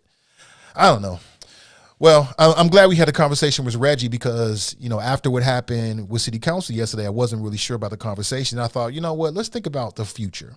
And he shared with us that this ain't going away. So we'll have this conversation moving to the future. Barbara writes, props to City Cable. Yeah, City Cable, they do their thing. I have a lot of respect for what they do. As somebody doing what I do, I have a lot of respect for what they do. It's an invaluable resource for our community. Invaluable. Brian writes, facts, Kev. We see eye to eye on this. Your insight is very useful, and they will hike up rent even more based on claims of inflation, which wages never catch up with. TNT writes, Joe and I will be talking about this and SB 215 later at 1 p.m. on Truth to Power Podcast. Exactly at 1 p.m. today. Make sure you check them out. Kamara's in the house. She writes, for better perspective, Pendleton had a 96% impact rate for dense housing. Hyde Park, Columbia, Tusculum, and predominantly white communities had a 0% impact rate. What? Is that right? Good morning to you. Well, I hope not, TC. Hopefully you're not getting any buffering. It's been one of those days today. I never can tell. Sometimes the stream is whatever. Got to make sure I'm paying my internet bill on time, which I always do. Brent writes, Nate, did Liz Keating send you her binder of community organizations that were in favor of the ordinance? No, Brent, and I'm not expecting it, to be honest with you. I know that she has some homework. I ain't expecting it, especially not now. She said she had a binder. Right. Yeah, okay, Liz. Okay, we'll wait for that binder. Not coming. All right, let me go back to today's cover story. If you look at the top, Black woman shares uncomfortable truth about her son's father with her son. I played the video for you. It was very emotional. And essentially, it was a Black woman. She's in the car with her son. The other issue I had with the video is that the boy's in the front seat. They're driving. He don't got a seatbelt on. But she's in the car with her son. The boy looks to be 5'6", something like that, 5'6", 7 at the most. And she's like, did your daddy tell you what's going on? He was like, nope. Well, your daddy's going away for a little while to prison. He's going to jail for 3 years. He's like, he didn't tell me. He was so cute. And he breaks down because his dad's going to be away from him. And, you know, kids have a very black and white perception about prison and crime and police, right? You know, they get it from these kid shows. And kid shows market police as being superheroes. They never share the other side of that. So kids have a very black and white attitude when it comes to that kind of stuff, because my boy did. My boy does to this day. And my issue with the video, some people had issue with the fact that she even took the video or she posted the video on social media. And the second part of that, yeah, it's problematic. I would never do that because I don't understand what the functionality is. Like, how does this benefit my child? But my issue was that if you are the parent of a child and you put yourself in a position where you got to go to jail, then man up, woman up, you tell your kid. And you can tell from the way the video started that there was definitely an opportunity for that, and whatever reason the father didn't take it. And, you know, I'm tough on dads out here because I'm a dad. And I just feel like it's just certain things that you as a human being, you as a man are supposed to take care of. It's just what it is. It's how I look at it. And this ain't even no man or woman thing. This is a parent thing. If you the parent, you commit a crime, you going to jail for 3 years, you have that uncomfortable conversation with your child. You don't put that on the other parent. That's weak shit. That's the weakest thing in the world. You wasn't weak when you was out here doing whatever you was doing. It's all part of it. You had to know that if you got caught, you might have to go back to your little boy or your daughter or whatever and tell them, like, I ain't gonna be here for a while because daddy made some bad choices. You tell them that. That was my biggest issue with it. That was my biggest issue with the video and what she did. Second to that was he ain't got a damn seatbelt on. I'll play it for you again. He ain't no seatbelt on. You see this? Boy don't have a seatbelt on. Come on now. Mom, we can't go out like this, but check this out. I'll play it for you one more time for the people who just joined the stream. My question is simple. Is the mother wrong for the way that she handled this? Check this out. He got in trouble. He was being bad. In where? He didn't tell you? He did not. He didn't tell you you were gonna have to go to jail for a little while? Now, look at this boy's face. Look at this boy's face. He did not. It's the cutest, most sincere thing ever. His response, his whole energy changed. I just want parents to think about this before we make some decisions out here, especially if you got children. Think about this. I mean, you got to do what you got to do. I'm not in your life. I'm not paying your bill. You got to do what you got to do. Okay, I understand that. But think about it, because you impacting them little ones too. And it might look like this. You didn't tell me. For three years? He did not. He gonna be gone? You okay?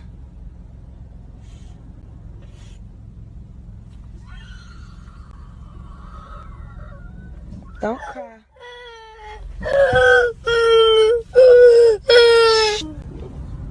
What's the matter?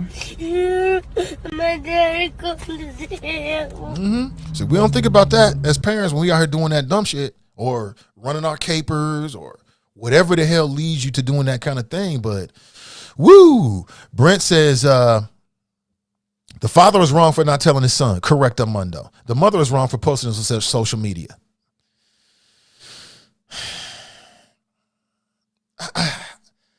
I wouldn't do it. But as a member of the media, and this is my wheelhouse, you know what I'm saying? It depends on how you deal with it. You know, it can provoke conversations, and conversations are good, right? So is there some functionality of it? Yeah, outside of her family unit, because somebody might see this and be like, nah, I ain't gonna never leave my son. So in that way, there could be some good that comes out of it. I mean, look at how I'm dealing with it right now. So my opinion about posting on social media is starting to change a little bit. It's a little gray. I think it's all about how you deal with it and what you did, how you use it. You know what I'm saying? Like if some brothers and sisters see this and they like, you know what? I was thinking about hitting this lick, but I'm not going to do it because I saw this video and I don't want to leave my son like that. Well, then it's a great thing that she posted it, right? But for me, I would think about how that impacts my child and probably wouldn't post it. But that's how I thought. That's my thoughts on it. Daryl writes, no, she exploited her son. Full stop. I like to talk to the mother. I like to know why she posted it. And if she says to me, look, I posted it because there might be some other people out there that's dealing with this, I can take that. Okay, sis, I get it. Brent writes, the little boy is going to get joked by his classmates to no end over this video. It could happen. It could happen. Politically Petty Podcast Show writes, that's abusive to post a video, in my opinion. He says it's abusive. Okay. I hear all of that. Nobody's opinion is wrong. I mean, you know, we all have strong opinions. It's the Chop Shop, man, the legendary Chop Shop. We all have strong opinions. So I just want to hear what you have to think. I want to hear what you have to say about it. Let me switch gears here. We got about 20 minutes left. You know me, I come prepared to talk about multiple things. And again, your opinion is the currency of this show. I'd like to know what you think about something that recently happened in California. But to start this conversation, I want to show you an image. And this is an image of a Black Lives Matter mural. You know, we had a big conversation about the Black Lives Matter mural. I mean, I still believe what I believe. And at the same time, I think that once something is done, you try to make the best out of it. But you got Black Lives Matter murals that was put up all over the country after the death of George Floyd and Breonna Taylor. And we can debate either or about whether you think there's any functionality to it or whatever.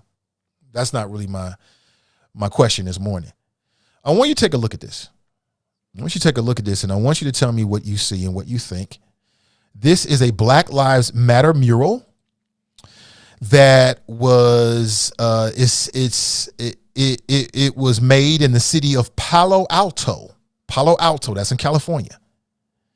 Palo Alto. Why are we talking about this? Because 6 police officers from the Palo Alto Police Department, they filed a lawsuit alleging harassment and discrimination. In their lawsuit, they claimed that the city forced them to pass this mural that's on a public street, is near their precinct, and it caused them humiliation and mental anguish. Art is powerful. For those who can't see it, it reads, "We must love each other and support each other." There's an image of what looks to be like flowers. And there's an image of what appears to be the face of a black woman. And that's the issue that the officers in Palo Alto had. That is an artistic depiction of Assata Shakur. Do you know who Assata Shakur is? Assata Shakur. She is currently a fugitive from the FBI. She was charged with murder, attempted murder, and armed robbery, bank robbery, and kidnapping in an incident that also ended with the death of a police officer. She was convicted and sentenced to life in prison way back in the 70s. But she escaped in 1979 from the Clinton Correctional Facility for Women in New Jersey. She escaped and she resurfaced in Cuba in the early 80s, was granted political asylum. She lived in Cuba ever since then, ever since the United States government's attempt, many efforts to have her returned. She's currently on the FBI most wanted terrorist list. She's been there since 2013. There's been a couple of movies about her. One was in, 2008, Assata Shakur, AKA Joanne Chesmard. Joanne Chesmard was her married name. There was another movie about her back in 2008. I can't remember the name of it, but that's Assata Shakur. So in some circles for law enforcement, Assata Shakur, man, that's like the devil. Alleged to kill a police officer and escaped to Cuba. And that was the reason why the 6 officers in Palo Alto filed their lawsuit. And I'd like to know what you think about it. Now, you may not be police, so you don't have that same perspective, but you are a member of the chop shop. You are a citizen. You are a human being. You got thoughts and feelings. Do you think that there was any merit to that case? If you were a police officer, how would you feel about that? You got to drive past this mural, this Black Lives Matter mural on your way to the job. And oh, by the way, there's an image of Assata Shakur. Now, most people would never even know it. The only reason why I know is because I read about it. If I was just looking at that image, I don't know who the hell that is. But it's an artistic depiction of Assata Shakur. And they felt as if it caused a lot of distress to them. And they was trying to get big money, big money, big money. But a California judge tossed out the civil complaint against the city and said basically no merit here, and that you're not, as police officers, a protected group. They was trying to hit the bank. They wanted cash, and they wanted their lawyer fees to be taken care of. According to the California State Senate, there are 18 protected classes. None of them are law enforcement. Should law enforcement be a protected class? Is that fair? I mean, police officers, they're looking at Assata Shakur. She's a symbol of somebody. Well, she was convicted in the murder of a police officer. I'd like to get your thoughts about it. You can share your thoughts at 513-873-7134. You know me. I want to know what you think. What do you think? They say that art is powerful, and we know that it is. This is another example of the power of art. It pissed off these police officers. Court said, nah, you ain't protected. But that's the courts. This is the court of public opinion. Our laws are a little bit different. The way we view things may be differently. Do you see anything wrong with this? You tell me. What's the other side of this? You tell me. I don't know. I know how I feel about it, but I'd like to know what you think about it. Good morning to you. Sheila writes, I call BS. They are haters. Jesse is correct. Joanne Chesmard. Daryl writes, mental anguish for police, ? Then back the blue and the thin blue line license plates give me mental anguish, FOH. Yeah, they said mental anguish because they got to look at an artist's depiction of Assata Shakur, who escaped the law enforcement authorities in the United States and now living her best life in Cuba. A political refugee, some would say. How the hell did she get to Cuba? That's what I want to know. There needs to be more. We need a Netflix. Can we get that Netflix documentary on that? They streaming about every fucking thing else. I'd like to see and hear more about that. Charles writes, distress for something that happened before you were born for someone they probably didn't know. The judge cut through that bullshit. Cass writes, law enforcement is already protected. They got away with murder. Shannon writes, were any of the officers directly involved? I don't believe so. No, they weren't directly involved. That happened back in the 70s. And of course, she resurfaced in 1984 in Cuba. And ever since then, by the American law enforcement authorities, FBI has been trying to get her back and have been unsuccessful because of multiple reasons. And I'd like to know what you think about it. Something interesting that happened around the world. I'm telling you, man, it's real out here. It is real out here. Let me jump inside the Chop Shop on Spreaker. Sharp writes, good morning, Nathan Choppers. Ray writes, good risings all. Fox writes, rise and shine, young stars. Oh, you have some issues? Okay, I didn't know that. Sharp writes, is Reggie born and raised in Cincinnati? No, he was born in Chicago, I believe. He was born in Chicago. I'm not sure. I can't remember how long he's been here in Cincinnati. CG Dub writes, good morning, Choppers. She writes, his voice, please. Sharp writes, don't trust him, reminds me of a former councilman. Sharp writes, 3CDC, control OTR downtown in Pendleton. Ray, yeah, you may have to listen back. And we did have some audio issues. I tried to address them. I think I figured it out midstream and it got a lot better. But tell me what you think. Jericho writes, no. Her people broke her out and got her out. Brent writes, I bet those butthurt San Jose officers don't have a problem with Confederate statues celebrating racists and mass murderers. I don't know. I thought it was interesting. I wanted to share it with you this morning. Look at it. You know, hey, it is what it is. I could think of worse things to put on your street. Is it wrong? Like, some might say that this is celebrating Assata Shakur. Now, maybe you don't know enough about her story. And again, I'm no expert. I know what I know. But some would say, wait a minute, you're glorifying a criminal. That's what some people would say. She was a former member of the BLA, Black Liberation Army, and was convicted in the first-degree murder of State Trooper Werner Forrester during a shootout back in 1973 on the New Jersey Turnpike. Yeah, it's real out here. Some people play no games. They play no games. Well, we got a chance to talk to Joe Eaton. I appreciate him this morning. Got his perspective. We got a sense of what they might be working on. And think about what he said. He said they got a lobbying arm. They got a political action committee with the Ohio Buckeye Firearms Association.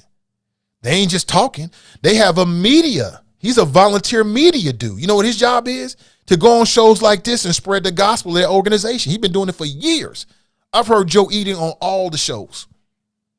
I've heard him in different shows, and I've heard him down the dial. I'm just saying that for those of us who feel as if these kind of moves and these kind of laws are the wrong things, we already got the blueprint. We should just do what they doing. You know, create the organizations that do what they doing that's got the kind of politics and agenda that we want. We ain't got to recreate the real. That's the reason why I asked Joe that. I mean, I already knew the answer, but I wanted him to say it. So I'm just here to tell my peoples that all is not lost. You ain't got to throw your hands up and give up. Oh, what we going to do? The Republicans got a majority. F all of that. We ain't doing that. We just got to look at best examples and follow what they doing, right? That's why I asked him, like, what y'all got over the governor, man? Why the influence? He told us. You know, it's the consistency. The Buckeye Firearms Association been around for a long time. They arming teachers. They hitting up state reps. They spreading money around with candidates. They got a media outlet, a media arm to their organization, got a nonprofit. They doing all the things. What we doing? What we doing? And, you know, I'm just saying that all is not lost. We ain't got to give up. We are not beaten. The story is not over with. And if they can do it, we can do it. So, again, that's how I look at it. I'll leave you like that on some positive-ish. Have an excellent rest of your day. It's a wonderful Wednesday, hump day. Make sure you tap back in at 1 p.m. Check out the Truth and Power podcast. TNT and Joe will be with you talking about all of the things relevant to our community. Make sure you check them out and support their stream. Have an excellent rest of your day. And I'll leave you with our motto. Let's say it together. Winners focus on winning. And losers focus on winners. So stay focused and stay winning. And we'll talk real soon. Until next time, I'm out.